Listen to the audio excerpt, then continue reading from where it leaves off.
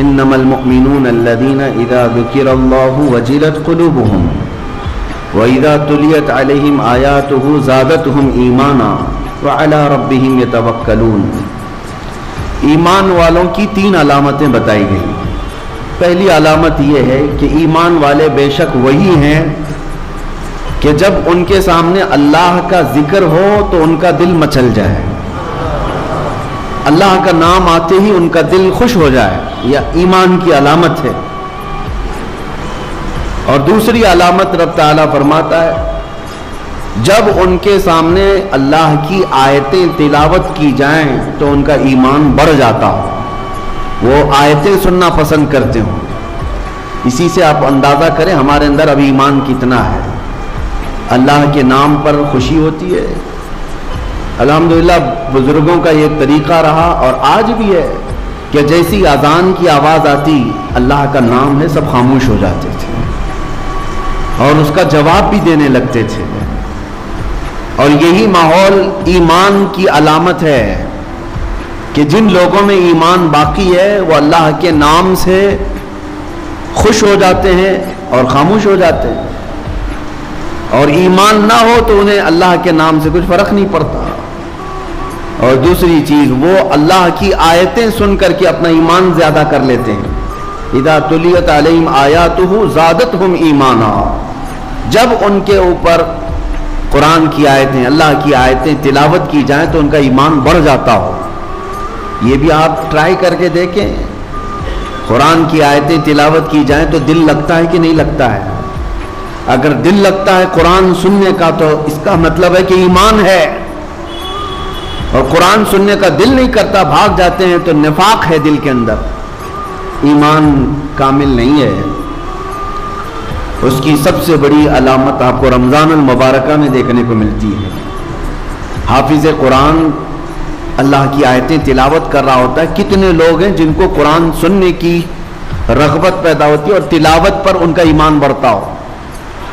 ہونا یہی چاہیے میرے عزیزوں کہ جیسے اللہ کی آیتیں تلاوت کی جا رہے ہیں تمہارا دل لگنے لگ جائے، دل لگنے لگ جائے، یہ ایمان اندر ہے تمہارے پاس، ورنہ گھنٹوں گانے سنتے رہ جاتے ہیں، دوسروں کے ڈائلاگ، فلمی نغمے، نہ جانے کیا کیا چیزیں گھنٹوں تک سنتے رہ جاتے ہیں، بلکہ باقی سارے نغمے ایک جگہ پر، اللہ کا کلام اپنی جگہ پر، قرآن پاک سنتے ہی اگر ایمان بڑھنے لگتا ہے اور شوق بڑھتا ہے تو سمجھ لو کہ تمہارے اندر ایمان موجود ہے۔ تیسری چیز ایمان کی علامت رب تعالیٰ فرماتا وَعَلَىٰ رَبِّهِمْ يَتَوَكَّلُونَ، اور جس کے سینے میں ایمان ہوتا ہے وہ صرف اپنے رب پر بھروسہ کرتے ہیں، صرف اللہ پر بھروسہ کرتے ہیں۔ آج مجھے یہی عرض کرنا ہے، ایمان جب کسی کے دل میں ہو تو وہ خوف و خطر سے آزاد ہو جاتا ہے۔ یہ فرمایا گیا کہ 2 خوف اللہ تعالیٰ ایک دل میں نہیں ڈالتا، 2 خوف ایک دل میں نہیں آتے، یا تو دنیا کا خوف بس جائے گا یا اللہ کا خوف بسے گا۔ ایسا نہیں ہوتا کہ اللہ کا خوف بھی ہے اور دنیا کا خوف بھی ہے، 2 خوف جمع نہیں ہوں گے۔ اسی لیے ایک ہی خوف کو جگہ دو۔ اگر اللہ کا خوف ہے تو اللہ دنیا کے خوف سے آزاد کر دیتا ہے، اور یہی فرماتا ہے الا ان اولیاء اللہ لا خوف علیہم ولا هم يحزنون، جو اللہ کے ہو جاتے ہیں، اللہ کے دوست، ان کو کسی بھی بات کا خوف نہیں ہوتا، ڈر نہیں ہوتا، اور نہ ہی کسی بات کا رنج اور غم ہوتا ہے۔ یہ کب ہوتا ہے؟ جب اللہ کی ذات پر کامل بھروسہ ہو جائے، کامل یقین ہو جائے۔ یہ بھروسے کے متعلق چند باتیں عرض کرتا ہوں۔ اللہ کی ذات پر توکل کیسا؟ کچھ لوگ اس کا الگ غلط معنی سمجھ لیتے ہیں۔ توکل کا مطلب یہ ہے کہ سب چھوڑ چھاڑ کر کے بیٹھ جاؤ، اللہ ہی سب کرنے والا ہے۔ اس کا نام بھی توکل نہیں ہے۔ اللہ کی ذات پر یقین اور توکل کا مطلب اسباب کا سہارا لینا ہے، لیکن یقین اس کی ذات سے رکھنا۔ ایسا نہیں ہے کہ گھر میں بیٹھ کر کے آپ یہ سوچیں کہ بچہ ہو جائے گا، اکیلے بیٹھے ہیں، اللہ تبارک و تعالیٰ ہے، لیکن اس نے جو اسباب بنایا ہے ان اسباب کا سہارا لینا ہوگا۔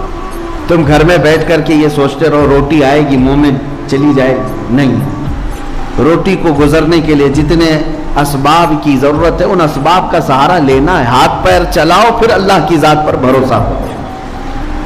ایک صحابی آئے، حضور صلی اللہ علیہ وسلم سے عرض کیا میرے پاس ایک اونٹنی ہے، اس اونٹنی کو کھمبے سے باندھ کر کے اللہ پر بھروسہ کروں یا اس کو کھلا چھوڑ کر کے، کیونکہ کھلا چھوڑنے سے اونٹنی واپس نہیں آتی، ایک بار وہ ہاتھ سے جائے تو وہ بھٹک جاتی ہے۔ اونٹ کے بارے میں نبی پاک صلی اللہ علیہ وسلم نے ارشاد فرمایا نہیں، اس کی رسی کو کھمبے سے باندھو اور پھر اللہ کی ذات پر بھروسہ رکھو۔ بیمار ہو گئے، بخار آیا، سردی ہے، سر میں درد ہے، پیٹ میں درد ہے، اللہ شافی کافی ہے، یقین ہے ہمیں کہ اللہ ہی شفا دے گا، لیکن اس کا مطلب یہ نہیں ہے کہ بیمار ہو کر بستر پر سوئے رہیں، مجھے اللہ پر بھروسہ ہے وہی شفا دے گا۔ وہ شفا دے گا لیکن دوا تمہیں لینی ہوگی، دوا لو اور پھر یہ کہو دوا تو ذریعہ ہے، حقیقت میں شفا اللہ کی طرف سے۔ یہ توکل ہے، اس کو کہتے ہیں توکل اور یقین۔ جیسے آج کے حالات میں بہت سارے لوگ دوسرے درجے کا توکل کر کے بیٹھے ہوئے ہیں، جب ہم یا علماء بیان کرتے ہیں کچھ نہیں ہوگا اللہ کے اوپر سب چھوڑ دو، تو سارے لوگ شاید سب چھوڑ کر کے بیٹھے ہوئے ہیں، چاہے وہ نبی پاک کی عزت کا معاملہ ہے، چاہے اسلام کی بات آئے، چاہے قرآن کی بات آئے، لوگوں کو ایسا لگنے لگا ہے کہ اللہ کی ذات پر بھروسہ ہے، جو ہونا ہے وہیں سے ہوگا۔ ایسا نہیں، اگر اللہ کی ذات پر بھروسے کا یہی مطلب ہوتا تو 313 نہتے صحابہ کبھی بدر کے میدان میں نہیں آتے، وہ مدینے میں بیٹھ کر کے ہی کہتے اللہ پر بھروسہ ہے، اللہ فرشتوں کو اتارے گا۔ نہیں، ہاتھ پیر چلاؤ اور پھر اللہ کی ذات پر بھروسہ رکھو۔ ہاتھ پیر تمہارے سلامت ہیں تو اللہ تعالیٰ فرماتا ہے میدان میں اترو۔ یہاں تک کہ نبی مکرم صلی اللہ تعالیٰ علیہ وسلم سید الانبیاء ہیں، سید المعصومین ہیں، رسول پاک صلی اللہ تعالیٰ علیہ وسلم خود 160 کلومیٹر پیدل چل کر کے رمضان کے موقع پر بدر کے میدان میں آئے، اور سب تیاریاں ہو جانے کے بعد رات کے وقت بیٹھ کر کے دعا کرتے ہیں کہ اے اللہ ہماری جانب سے جو کچھ کرنا تھا ہم سب کر چکے، اب کامیابی دینا تیری ذات پر ہے، اب تیری شان پر ہے، اور اگر مولا اب بھی ہمیں کامیابی نہ ملی تو اس روئے زمین پر کوئی سجدہ کرنے والا نہ رہے گا۔ دیکھو نبی پاک صلی اللہ علیہ وسلم یہی دعا مدینے میں بھی کر سکتے تھے، یہی دعا اپنے گھر میں بیٹھ کر کے بھی کر سکتے تھے، اپنی مسجد میں بھی۔ نبی پاک صلی اللہ تعالیٰ علیہ وسلم نے توکل اور یقین یہ سکھایا ہے کہ پہلے عمل کرو اور پھر رب کی ذات پر بھروسہ رکھو۔ عزیزان گرام وقار، آج اسی کی ضرورت ہے کہ جو یہ سوچ کر کے بیٹھا ہے کہ سب کچھ ویسے ہی ہو جائے گا۔ قرآن میں مولا تعالیٰ فرماتا ہے ان اللہ لا یغیر ما بقوم حتی یغیروا ما بانفسہم، بے شک اللہ تعالیٰ اس وقت تک کسی قوم کی حالت نہیں بدلتا جب تک وہ قوم خود اپنی حالت نہیں بدلتی۔ خود تمہیں بدلنے کی فکر نہ ہو اور تم سوچتے ہو کہ دعاؤں سے ہی سب کچھ ہو جائے۔ ایک بزرگ کے بارے میں ایسی بطور مزاح یہ بیان کیا گیا تھا کہ ان کی کھیتی باڑی تھی اور بڑے شریف مولانا صاحب تھے، کھیتی باڑی کرتے تھے اور بیٹھے رہتے تھے۔ ایک گدھا آتا تھا، فصلیں چر جاتا تھا اور یہ تسبیح پڑھتے تھے لا حول ولا قوت الا باللہ، لا حول ولا قوت الا باللہ۔ گدھا چلا جائے، گدھا چلا جائے، گدھا چلا جائے، تسبیح 100 بار۔ گدھا کہاں سے جاتا؟ وہ فصلیں خوب چرتا تھا اور چلا جاتا تھا، اور ان کی تسبیح ختم نہیں ہوتی تھی۔ گدھے کو بددعائیں بھی دے رہے ہیں اور اللہ کی تسبیح بھی پڑھ رہے ہیں بیٹھی جگہ، اللہ تعالیٰ کچھ کر دے، اس گدھا چلا جائے، یہ گدھا چلا جائے۔ کچھ نوجوان تھے وہ دیکھتے تھے روزانہ کہ مولانا صاحب بڑے شریف ہیں، روزانہ صرف تسبیح سے ہی گدھے کو بھگا رہے ہیں، تسبیح سے ہی گدھے کو بھگا رہے ہیں۔ آدھی فصل تو وہ روز کھا گیا تھا گدھا۔ ان نوجوانوں کو رحم آیا، وہ کچھ ڈنڈے لے کر کے میدان آ گئے۔ 4-5 دن کے بعد ڈنڈے لے کر کے آئے اور اس کے بعد پھر اس کھیتی میں چرنے والے گدھے کو جو تڑ لگایا انہوں نے، تو گدھا چیختے ہوئے جو بھاگا زخمی ہو کر، پھر کبھی نہیں آیا۔ اور وہ نوجوانوں نے آ کر کے کہا مولانا صاحب آپ کی تسبیح اپنی جگہ پر ہے، لیکن ڈنڈے سے جو توکل ہوتا ہے وہ اپنی جگہ پر۔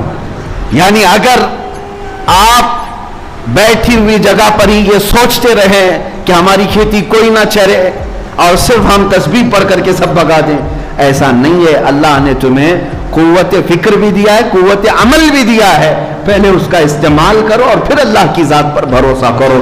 اسی کو اقبال نے کہا تھا، قوت فکر و عمل پہلے فنا ہوتی ہے جب کسی قوم کی شوکت پہ زوال آتا ہے. کسی بھی قوم کے اوپر زوال جو آتا ہے وہ مفلوج ہونے کے بعد کچھ کرنا نہیں ہے، انہیں بیٹھے ہوئے کھانا ہے اور بیٹھے ہوئے سب نئے نئے کرشمے دیکھنا ہے، نئے نئے اچھمبے دیکھنا ہے بیٹھ کر کے. نہیں میرے عزیزو، اسلام نے تمہیں عمل کے میدان میں اتارا ہے. عمل کے میدان میں بے خوف و خطر اترو. نبی پاک صلی اللہ تعالی علیہ وسلم کی سنتوں کو دیکھو. آج ان نوجوانوں سے بھی میں کہتا ہوں جو گھر میں بیٹھ کر کے توکل کر رہے ہوں یا توکل کا غلط معنی اخذ کر رہے ہوں کہ ہمیں کیا ضرورت ہے، اللہ تبارک و تعالیٰ کی ذات پر بھروسہ ہے. رزاق وہی ہے، رزق دے گا. وہ جب چونٹیوں کو رزق دیتا ہے تو ہمیں کیوں نہیں دے گا؟ یقیناً تم اشرف المخلوقات ہو، تمہیں بھی رزق دے گا، لیکن حکم اس کا یہ ہے کہ تلاش کے لیے نکلو، تلاش کے لیے نکلو. ایک جگہ بیٹھ کر کے انتظار کرنا یہ نہیں ہے توکل. نبی پاک صلی اللہ تعالی علیہ وسلم کی بارگاہ میں چلو. ایک دن حضرت فاطمہ کے گھر گئے.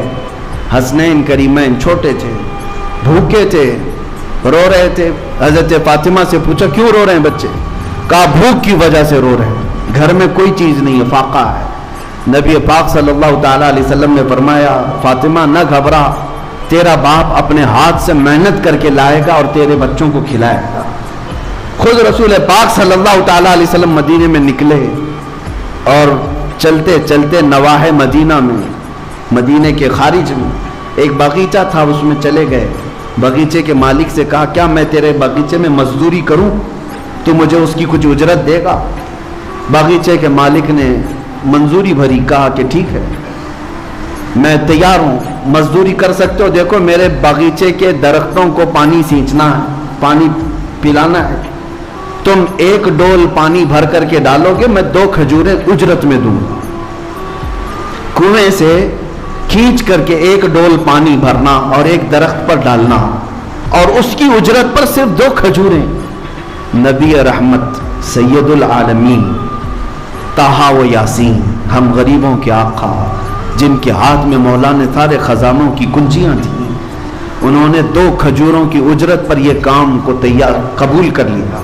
گئے خود اپنے ہاتھ سے کنویں میں ڈول ڈالتے، پانی بھرتے، کندھوں سے اٹھاتے اور لے جا کر کے درخت کو پانی ڈال کے آتے. اس پر 1 ڈول پر وہ باغیچے کا مالک 2 کھجوریں دیتا تھا. 3 ڈول میرے آقا صلی اللہ علیہ وسلم نے ڈالے، 6 کھجوریں لی. چوتھا ڈول جیسی ہی کنویں میں ڈالے، رسی ٹوٹ گئی، ڈول گر گیا کنویں کے اندر، رسی الگ ہو گئی. اس بات پر وہ باغیچے کا مالک اتنا غصے میں آیا کہ ہاتھ اٹھا کر حضور پاک صلی اللہ علیہ وسلم کو لگا دیا. کہا تمہیں کام کا طریقہ نہیں معلوم؟ اللہ کے حبیب صلی اللہ علیہ وسلم نے اس وقت تک یہ نہیں فرمایا کہ انا حبیب اللہ، میں اللہ کا حبیب ہوں، یہ نہیں فرمایا، بلکہ نبی پاک صلی اللہ تعالی علیہ وسلم عمل کے میدان میں رزق حلال کے لیے رسی کھینچتے رہے اور اس سے کہتے ہاں یہ مجھ سے رسی ٹوٹ گئی، میں کوشش کرتا ہوں بنا کر کے دے دوں. کسی طرح سے اس کی رسی بنا کر کے دیا اور 6 کھجوریں لے کر واپس لوٹ آئے. اپنے گھر آئے، سیدہ زہرا کے گھر بچے رو رہے تھے، 6 کھجوریں خوشی خوشی لا کر کے کھلایا. اس چیز کا کوئی غم نہیں کہ میں مزدوری کر کے آیا، اس چیز کا کوئی غم نہیں کہ باغیچے کے مالک نے ہاتھ اٹھایا. نہیں، میرے گھر میں حلال 6 کھجوریں آئی. اور جب حسنین کریمین کو کھلائے، یہ نبی پاک صلی اللہ تعالی علیہ وسلم کا عمل درس امت ہے، امت کے لیے درس ہے. اس باغیچے کے مالک کو حضور کے جاتے ہی اندر سے بے چینی اور بے قراری شروع ہوئی کہ اتنا حسین و جمیل نوجوان میرے پاس آیا اور کام کرتے کرتے اس سے اگر رسی ٹوٹ گئی تھی تو میں نے ہاتھ اٹھا دیا ہے، غلط کیا. اور اس بے چینی میں موجود تھا. بے چینی میں کوئی صاحب وہاں سے گزر رہے تھے, ان سے روتے ہوئے اس باغیچے کے مالک کو پوچھا کیا بات ہے, بے قراری کس بات کی؟ اس نے کہا ایک ایسا مرد یہاں پر آیا تھا بڑا حسین و جمیل, اور اس نے رسی سے میرے باغیچے میں ڈول پانی بھر بھر کر کے سینچا, لیکن اس سے رسی ٹوٹ گئی تو میں نے ہاتھ اٹھایا, اس کے بعد سے مجھے بے چینی ہے. اس آنے والے نے پوچھا بتا تو صحیح ان کا حلیہ کیا تھا؟ حلیہ بتانے والے جو بتاتے تھے, اللہ اکبر, سنتے ہی ساننے والے ہیں. وہ صحابی رسول تھے, رو پڑے, کہا نادان تجھے پتہ نہیں وہ سید الانبیاء ہیں, وہ رسول خدا تھے جن پر تو نے ہاتھ اٹھایا. وہ نہیں جانتا تھا, وہ پہچانتا نہیں تھا. اس نے کہا اتنی بڑی شخصیت پر میں نے ہاتھ اٹھایا تو اس ہاتھ کی ضرورت نہیں, تلوار لیا اور اپنے ہاتھ کو مونڈھے سے کاٹ دیا. کہا مجھے اس ہاتھ کی ضرورت نہیں. عزیزان گرامی وقار, حضرت شہاب الدین قلیوبی رحمۃ اللہ علیہ نے اس کو لکھا ہے.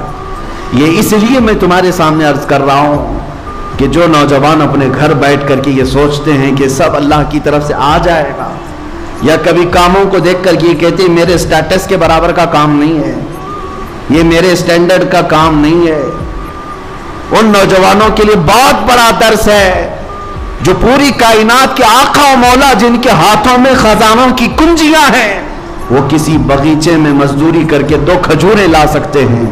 اے نوجوانوں, حلال کام کو کبھی ہلکا مت سمجھنا. آج بھی مدینہ طیبہ میں زیارتوں پر جاؤ تو ایک باغیچہ وہاں آج بھی موجود ہے جس کی زیارت لوگ کرواتے ہیں.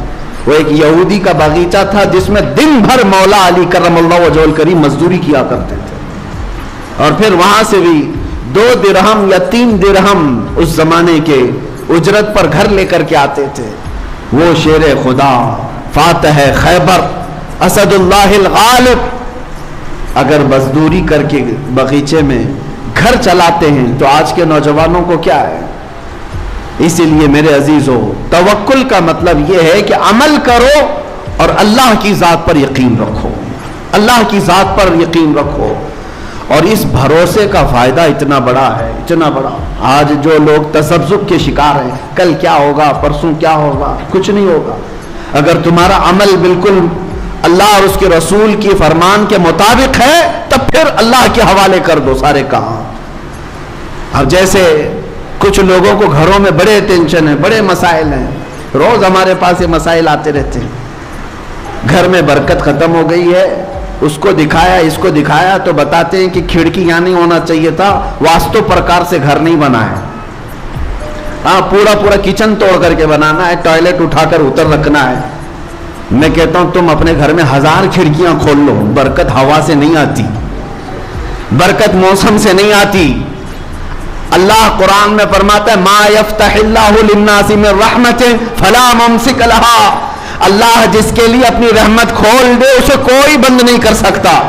وما یمسک فلا مرسل له, اور اللہ جس کے لیے بند کر دے کوئی اس کا دروازہ کھول نہیں سکتا.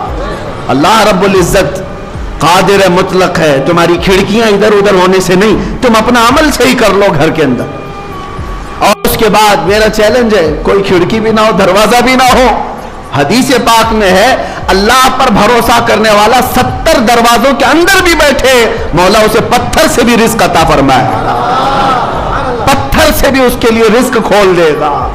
اور یہ بھی حدیث پاک میں ہے اگر کوئی بندہ اللہ کی ذات پر بھروسہ کر کے اپنے آپ کو چھپانا چاہتا ہے, حضور فرماتے 70 دروازوں کے اندر بھی ہوگا مولا اس کی محبت پوری کائنات کے دلوں میں ڈالتا. یہ تمہارے ذریعے سے نہیں ہوتا, تمہارے توکل اور یقین سے. اللہ کی ذات پر یقین رکھو. یہ تمام چیزوں کے ذریعے نہ برکت آتی ہے نہ برکت جاتی ہے, تمہارے اپنے عمل کی طرف توجہ کرو, تمہارے عمل کی طرف توجہ ضروری ہے. اور آج ان تمام چیزوں پر تو بھروسہ ہونے لگ گیا, اللہ کی مدد پر کیوں نہیں؟ وہ صحابہ کیوں یقین رکھتے تھے جانتے ہیں؟ اس لیے کہ اللہ کی ذات پر انہیں یقین اس لیے تھا کہ اس کے ہر فرمان پر وہ عمل کی کوشش کرتے. انہیں دیکھو چھوٹی یعنی 50 سال کے شراب کی عادت جن کو تھی, ایک فرمان رسول آیا مدینے میں, سارے لوگوں نے اپنے مٹکے توڑ دیے, اپنے پیالے توڑ دیے, جو منہ تک لگا چکے تھے وہ بھی پھینک دیے. نہیں, اب رسول اللہ کا فرمان آ گیا ہے, جب اس طرح کا عمل ہو اللہ اس کے رسول کے بعد پھر کچھ نہیں کرنا.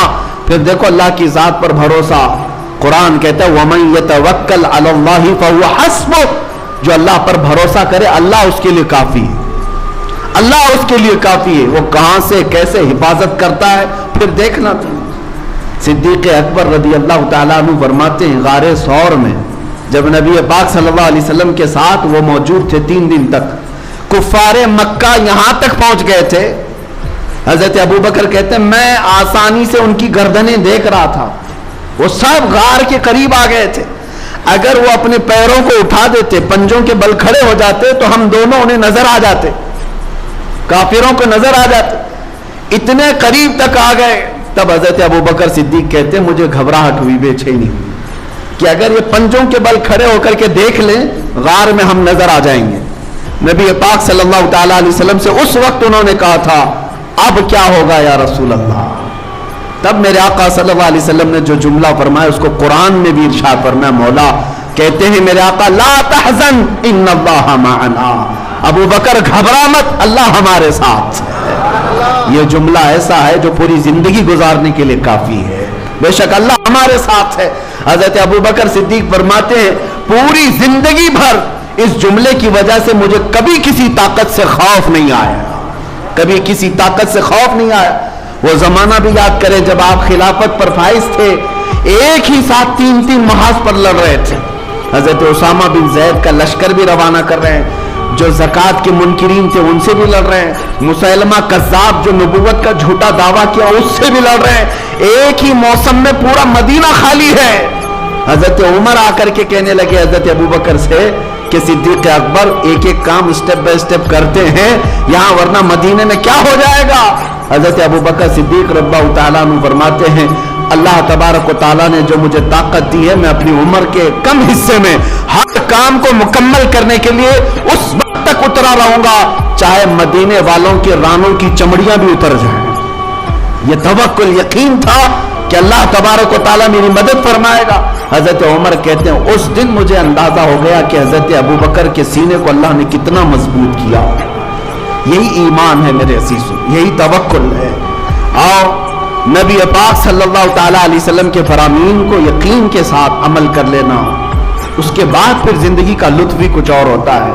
آپ نے دیکھا ہوگا میں سورہ بقرہ کی تفسیر برسوں سے کرتا ہے, آپ کو بھی پتا ہے, یہاں پر تفسیر بھی ہوئی. سورہ بقرہ گائے کا نام ہے نا, بقرہ گائے کو کہتے ہیں اور اس سورہ کا نام ہی گائے.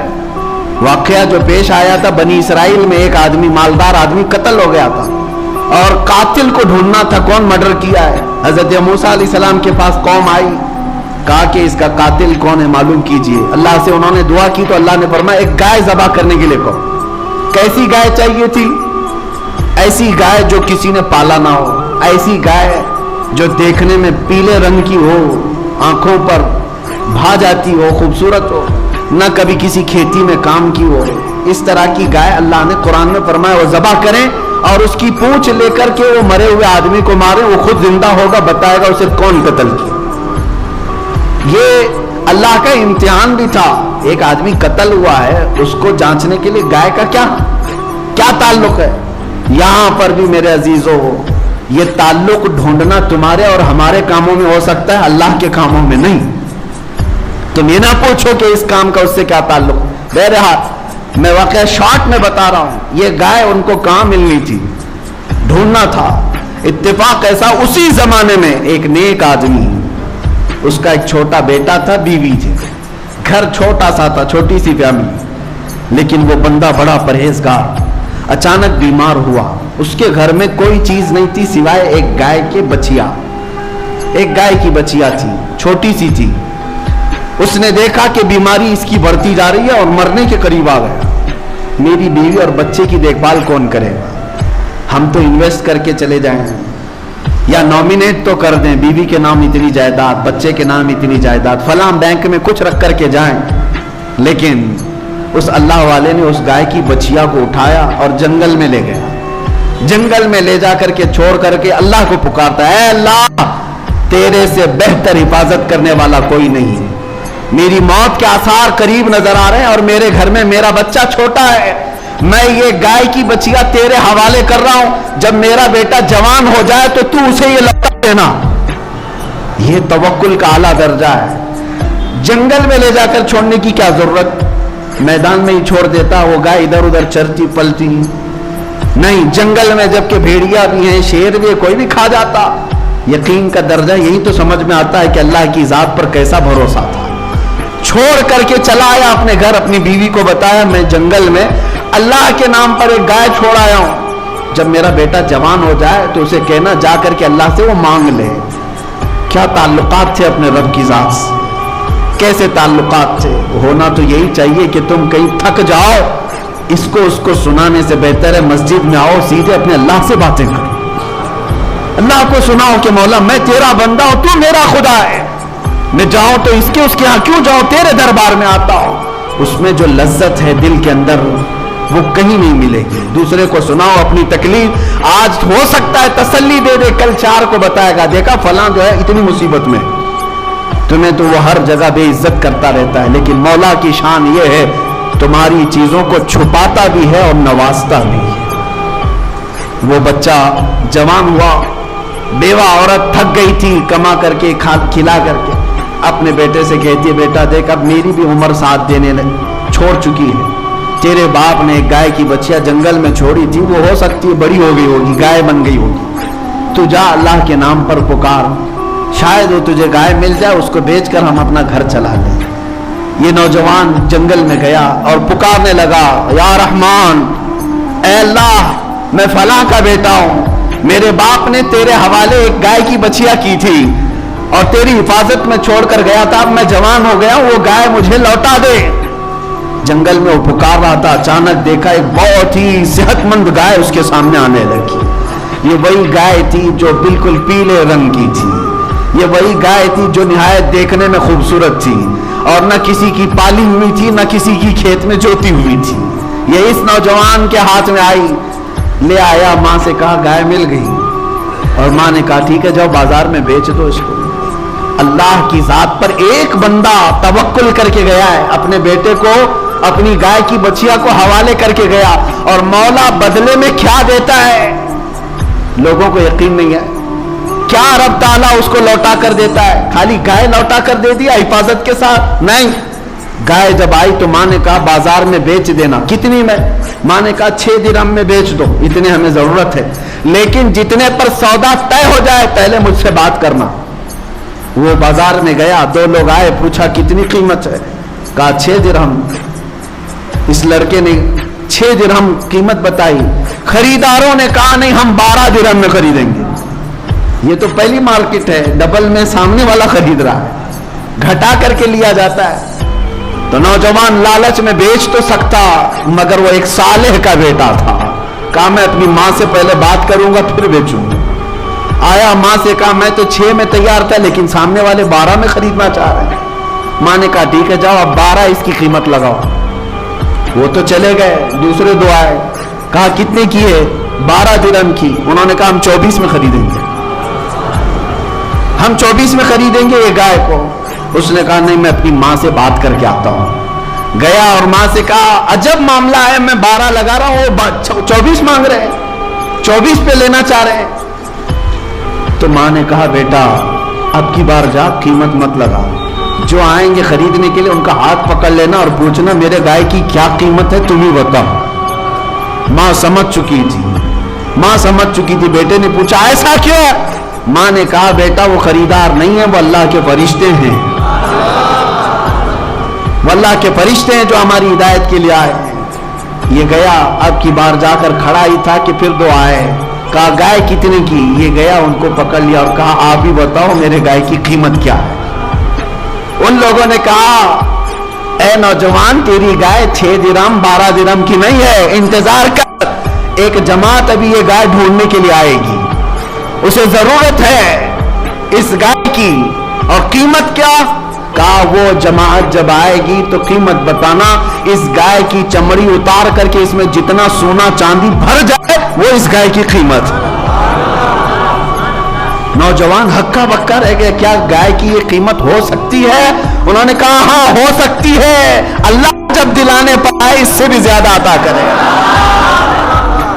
अल्लाह की जात पर तेरा बाप भरोसा करके गया था ना, अल्लाह की जात पर छोड़ कर गया था, और अल्लाह जब बदले में देता है तो सिर्फ वो चीज नहीं देता बल्कि उससे कई दर्जे गुना बढ़ा करके अता फरमाता है। मेरे अजीजों, वो जमात आई और देखा गाय हूं बहू वही मिली है जिसका उनको हुक्म था।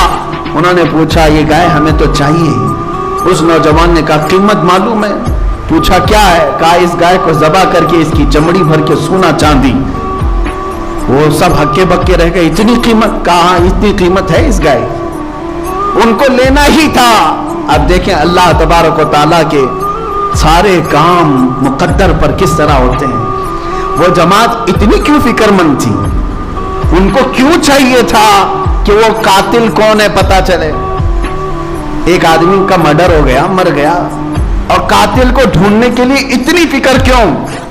वजह यह थी कि मरा हुआ आदमी उसका माल था, और माल के लफड़े आपको पता है, या तो कातिल हड़पने वाला था या ये जमात हड़पने वाली थी कि उसका पैसा हम सबको मिल जाए। अब जा करके शारीन फरमाते हैं वो तैयार तो हो गए कीमत देने के लिए, लेकिन फैसला किया कौन देगा ये पैसा? कातिल को ढूंढने के लिए किसका पैसा लगाया जाएगा? तो तय ये हुआ कि मरा हुआ जो आदमी है उसी के पैसों से ये खरीदा जाए। अब जा करके उन्होंने उस मरे हुए आदमी की प्रॉपर्टी जायदाद सब जमा की, तब जाकर के इतनी ही कीमत बनी जितना उस गाय की खाल में सोना चांदी आया। लालच करने वालों को उनका अंजाम, यानी वो कातिल, ये इन्होंने कीमत दे दी, गाय खरीद ली, ज़बा करके पूंछ मारी, और वो यकीनन जिंदा हुआ मरा हुआ आदमी, और उठा और उसने कहा मेरा चचेरा भाई मुझे मारा था, वो कातिल है। वो भी गिरफ्तार हुआ, माल भी गया, और वो खाली हाथ रहे। लेकिन अल्लाह की जात पर एक साले बंदा जो तवक्कुल करके गया था, जंगल में बछिया छोड़ गया था, मौला करीम ने बछिया तो उसको वापस दिलाई, लेकिन जालिमों को उनके काम के अंजाम तक पहुंचाकर सालिहीन के घर को अल्लाह ताला आबाद भी फरमाता है। इसीलिए हदीस पाक में अगर तुम्हारा बाप अल्लाह की जात पर तवक्कुल करता है तो 7 नस्लों तक अल्लाह उसका फायदा पहुंचाता है। सालिहीन अगर घर में हो 7 पुश्तों तक उसका फायदा होता है। अल्लाह की जात पर एक सहाबी तिजारत पर जा रहे थे, उनकी बीवी हामला थी। बीवी ने कहा अभी इस हालत में जा रहे हो, बच्चे की विलादत के दिन करीब हैं, ये बच्चा है पैदा होने वाला है, किसके हवाले कर जा रहे हो? सहाबी उस खातून के अपनी बेगम के पेट पर हाथ रखते और कहते हैं ये बच्चा तो अल्लाह के हवाले है, तवक्कल तो अल्लाह, अल्लाह की जात पर मैंने छोड़ दिया है, घबरा मत, मैं जल्दी आ जाऊंगा तिजारत से। गए, वो तिजारत पर गए और इधर बच्चे की विलादत होने से पहले ही खातून का इंतकाल हो गया। दर्द ज़ह में, विलादत के दर्द में वो बर्दाश्त न कर सकी, इंतकाल हो गया। लोग ले गए कब्रिस्तान में दफन करके आ गए। उनको जब खबर मिली तो वो जल्दी अपना सामान लपेट कर वापस पहुंचे। बड़ा गम हुआ कि बेगम ने कहा था इस हालत में छोड़कर मत जाओ, काश में होता तो कुछ सहारा तो होता। लेकिन बहरहाल गम के आलम में वो कब्रिस्तान पहुंचे अपनी बीवी की कब्र पर। जब वहां कब्र के पास पहुंचे तो कब्र खुली हुई थी और एक बच्चे के रोने की आवाज आ रही। 3 दिन गुजर चुके। अब उन्होंने कब्र की मिट्टी हटाई तो देखा एक सेहतमंद बच्चा वहां पर हाथ पैर मार रहा और चीख रहा है, और इनकी बीवी की लाश भी मौजूद है। इन्होंने बच्चे को उठाया और पूछा ये बच्चा इस कब्रिस्तान में, कब्र में कहां से? गैब से निदाई, ऐ बंदे क्या जाने के वक्त तूने इस बच्चे को हमारे हवाले नहीं किया था। उसकी हिफाजत अल्लाह ताला ने फरमाई तेरे आने तक। अजीजा ने गिरामी वकार, अल्लाह की जात पर तवक्कुल और यकीन करने वाले बंदों को अल्लाह कभी तन्हा नहीं छोड़ता, कभी उन्हें जाया होने नहीं देता। इम्तिहानात की घड़ियों से गुजारता है, मगर अल्लाह हर घड़ी तुम्हारे साथ है।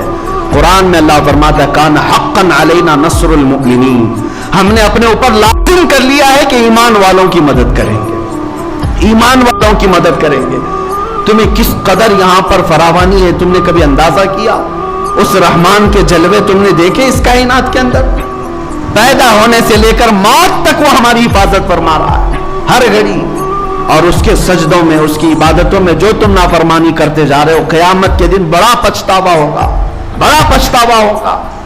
بلکہ بعض بندوں کا حال یہ ہے قیامت کے دن, وہ یہ کہیں گے شاید ہماری زندگی میں کوئی سکھ نہ ملتا, صرف دکھ میں ہی گزار رکھتے, تب بھی مولا اچھا ہوتا کہ تیری یاد میں تو رہتے. آج جو یاد نہیں کیے تھے دنیا میں وہ پچھتا رہے ہوتے ہیں قیامت کے دن. اللہ کو یاد نہیں کیے تھے وہ پچھتا رہے ہوتے ہیں, میرے پاس خالی وقت تھا میں یاد نہیں کیا, میرے پاس ٹائم تھا میں سجدہ نہیں کیا اس کی بارگاہ میں. قیامت کے دن سجدوں والوں کو دیکھ دیکھ کر کے تم رش کر رہے ہوں گے, اللہ اللہ کرنے والے بندوں کو دیکھ کر تم رش کر رہے ہوں گے. بلکہ قرآن میں ہے تم پوچھو گے کہ اے اللہ ایک ساتھ کے لیے ہمیں لوٹا دے, نردو ونعمل, ہم عمل کر کے آئیں گے, ایک منٹ کے لیے تو ہمیں دنیا میں لوٹا دے, ہم عمل کر کے آئیں گے, تجھے راضی کر کے آئیں گے. رب تعالیٰ فرماتا ہے کہ نہیں, وقت مکمل ہو چکا, تم دارالعمل سے آ چکے ہو. آج تمہارے سامنے میں یہ باتیں صرف تمہیں بیدار کرنے کے لیے کہہ رہا ہوں.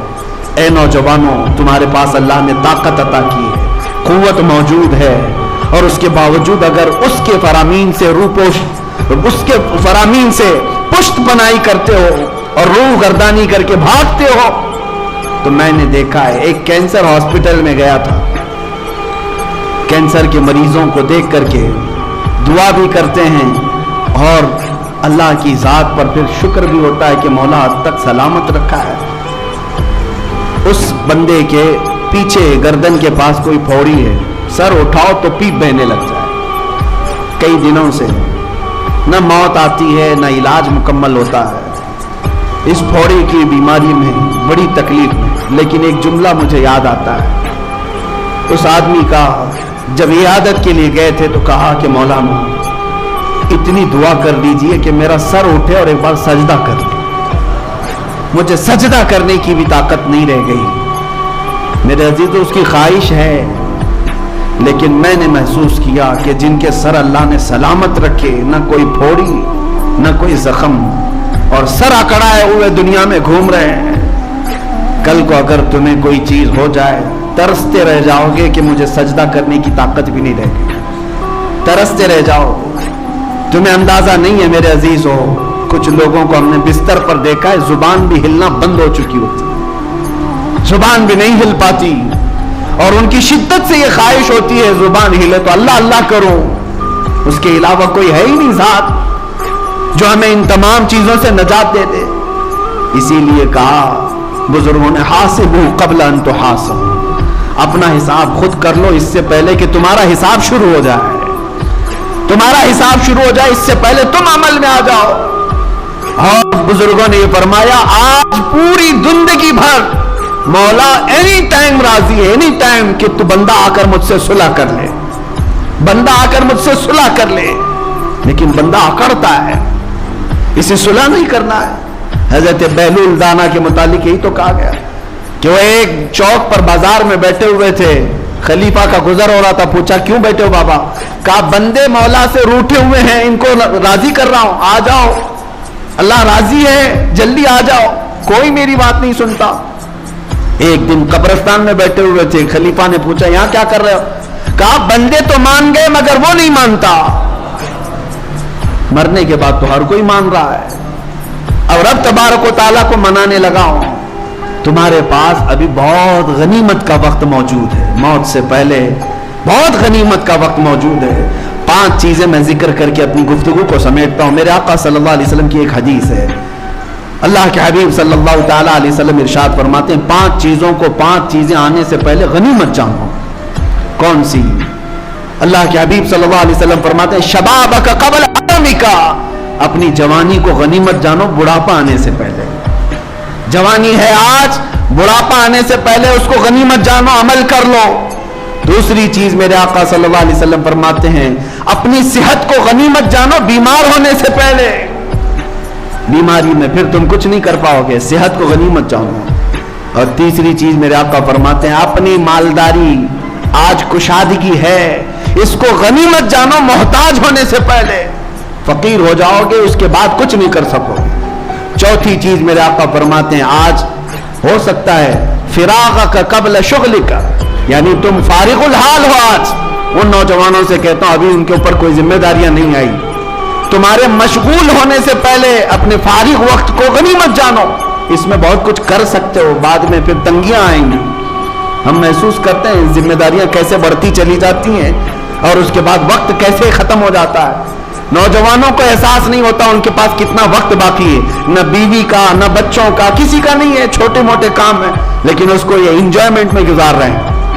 रात भर गेम खेलते हुए, रात भर इंटरनेट सर्च करते हुए तुम अपने फारिग वक्त को बर्बाद कर रहे हो। जब तुम मशगूल हो जाओगे ये दिन याद करोगे, वो दिन अच्छे थे। गनीमत जानो। पांचवी चीज जो सबसे बड़ी है, मेरे आका सल्लल्लाहु अलैहि वसल्लम फरमाते हैं, जवानी को बुढ़ापे से पहले, सेहतमंदी को बीमारी से पहले, मालदारी को मोहताजी से पहले, फारिगुल हाली को मशगूली से पहले, ये सब बड़ी जगह पर, लेकिन जिंदगी को गनीमत जानो मौत आने से पहले। हो सकता है बीमारी में कुछ काम कर ले जाओगे, बुढ़ापे में कुछ काम, लेकिन मौत आने के बाद तो कुछ नहीं हो सकता। सारे अमाल मुनक़ता कर दिए जाएंगे, सब खत्म हो जाएगा। अजीज़ा ने गिरामी वक़ार, अल्लाह तबारक व तआला ने जो तुम्हारे पास वक्त अता किया है, इस वक्त का इस्तेमाल करो, यूटिलाइज करो इसको, और इसको बर्बाद ना करो। मैं उन नौजवानों को एक दर्स देना चाहूंगा जिन्होंने अपने आप को हिलाक कर दिया, अपने आप को बर्बाद किया। तुम्हें हदीस पता है, क़यामत के दिन मैदान महशर में कितनी लोग होंगे अल्लाह बेहतर जाने। आदम अलैहिस्सलाम से लेकर क़यामत तक पैदा होने वाला हर एक वहां जमा होगा, और रसूल पाक सल्लल्लाहु अलैहि वसल्लम इरशाद फरमाते हैं, उस वक्त तक किसी को पांव हटाने की इजाजत नहीं होगी जब तक रहमान का ये सवाल पूरा नहीं होता। अल्लाह तबारक व तआला की तरफ से 5 सवालात होंगे, उनमें पहला सवाल का जवाब जब तक नहीं देगा कोई पांव नहीं हटा सकेगा। साहबा ने पूछा, या रसूल अल्लाह क्या सवाल होगा? हुजूर फरमाते, रब ताला सबसे पहले पूछेगा, मैंने तुझे जवानी दी थी, कहां कहां खर्चा किया? ये पहला सवाल है, और इस सवाल का जवाब देने के लिए लोगों को 500 साल लग जाएंगे। कोई 300 साल, कोई 400 साल, 500 साल लग जाएंगे। जवाब देते रहो, कहां कहां खर्चा किए। आज अगर मैं खड़ा होकर के आपसे पूछूं तो घंटे लग जाएंगे, तो पूरा दिन का हिसाब बताओ, पूरा दिन क्या क्या किए। तुम्हें पूरी जिंदगी का पूछा जा रहा है। इसीलिए मेरे अजीजों, अपने आप को जिन्होंने बर्बाद किया, अपने आप को जिन्होंने तबाह किया, वो क़यामत के दिन सिर्फ और सिर्फ रुसवाई और जिल्लत के अलावा कुछ नहीं देखेंगे। आज भी वक्त है, उठो वगरना हश्र न होगा फिर कभी, दौड़ो के जमाना चाल अपनी चल गया। अजीज़ा निगरानी वक़ार, मुझे ये कुछ बातें दहला देती हैं। तुमने अपने आप को तबाह किया, किसी की नहीं सुनी, किसी की नहीं सुनी। तुम नशे में अपने आप को बर्बाद करते रहे। लेकिन जानते हो, कई ऐसे हैं, मैं जनाजों पर शरीक हुआ, उनकी छोटी बच्चियां, छोटे बच्चे रोते रह गए, बाप बड़ी जवानी में चला गया। क्यों गया?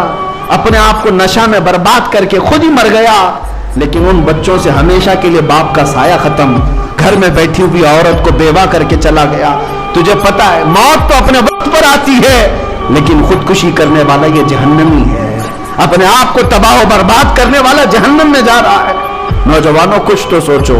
जिस बच्चे को अगर हम ये कहें कि बेटा आ जा अल्लाह की तरफ, तो उसे ये लगता है हमारे अपने करने से किसी को क्या फर्क पड़ता है, पैसा मेरा है, वक्त मेरा है, लाइफ मेरी है। नहीं, तुम्हें पता नहीं तुमसे कितनी जिंदगियां जुड़ी हुई हैं। तुम्हारे माँ की, तुम्हारे बाप की, तुम्हारी औलाद की, तुम्हारे भाई बहनों की, सबकी जिंदगियां तुम्हारे साथ जुड़ी हुई हैं। तुम्हें दर्द होता है तो पूरे खानदान को दर्द होता है, सबको तकलीफ होती है। इसलिए नौजवानों से मैं कहूंगा, तुम्हारे पास जो वक्त है उसको अपने आप को बर्बाद करने में सर्फ न करो।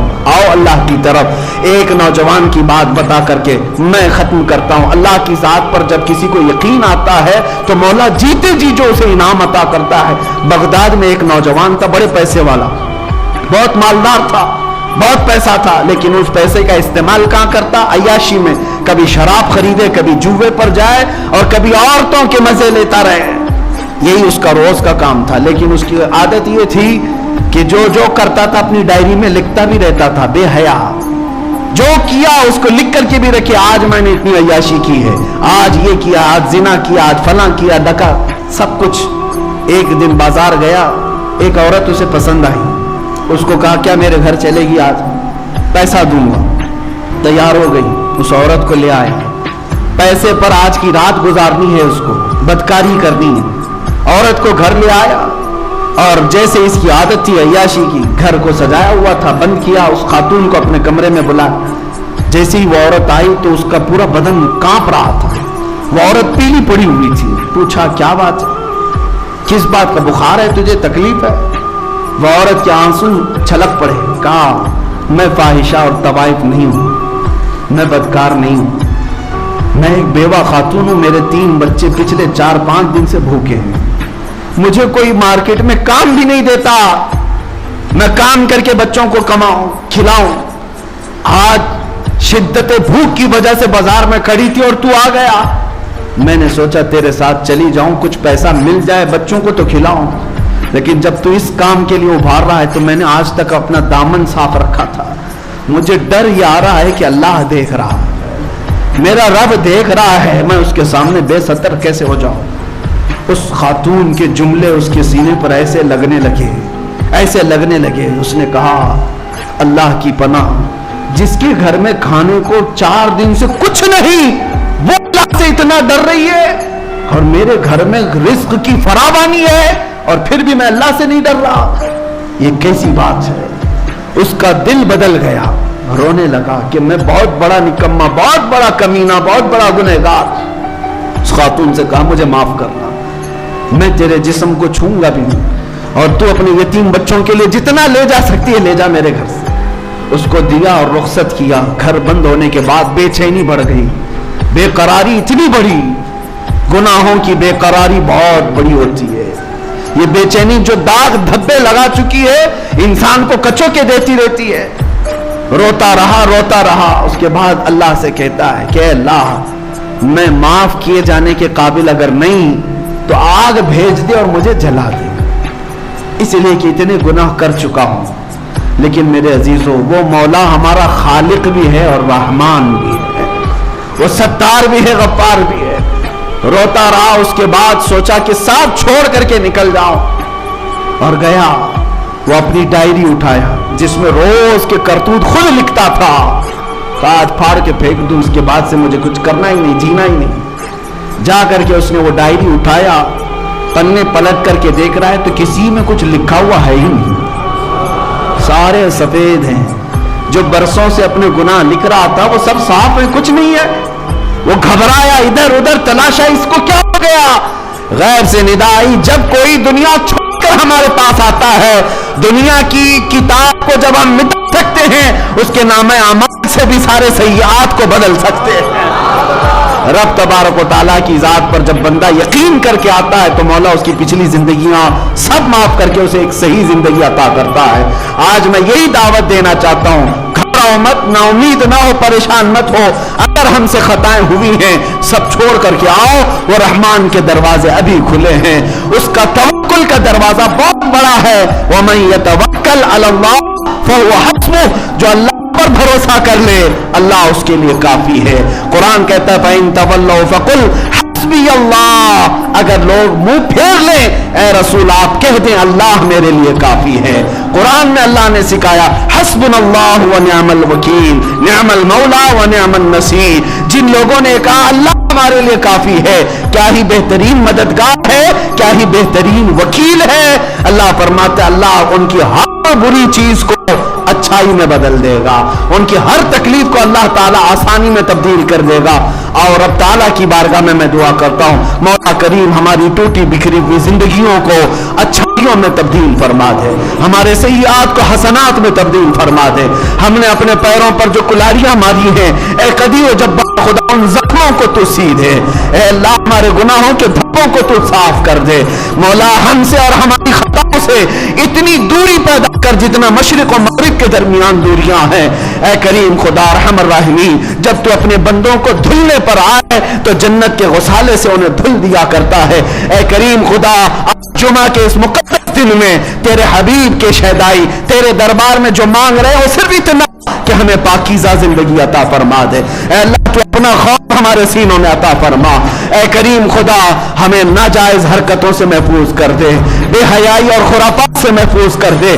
آج ہماری قوم کے بچے جو ہم سے بھٹکے ہوئے ہیں مولا ان سب کو تو جمال مصطفیٰ کا عاشق بنا دے. اے اللہ ان سب کے قدموں کو سنبھال لے.